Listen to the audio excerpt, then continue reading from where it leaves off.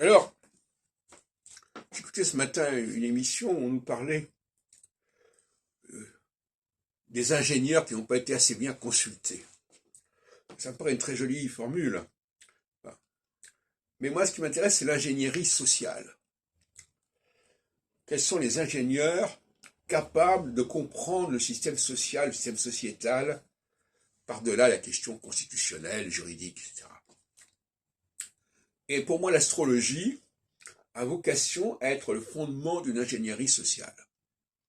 C'est-à-dire le fondement qui permet de comprendre, non pas de manière statique, mais de manière cyclique, de manière alternative, comment fonctionne une société, quels sont les rapports entre les hommes et les femmes notamment, quels sont les rapports entre le haut et le bas, entre l'élite et le peuple.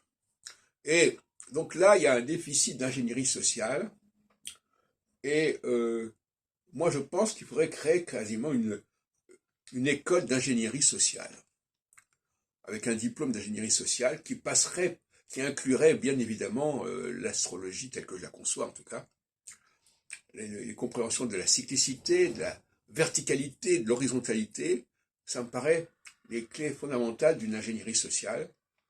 Et de la même façon qu'on parle des ingénieurs quand il s'agit par exemple de la question du nucléaire et des réformes sur le nucléaire, qui n'ont peut-être pas été consultées comme il fallait, eh bien, quand on veut modifier le système des retraites par exemple, entre autres, eh bien, il me paraît tout à fait souhaitable de s'adresser à des ingénieurs sociaux, ingénierie sociale.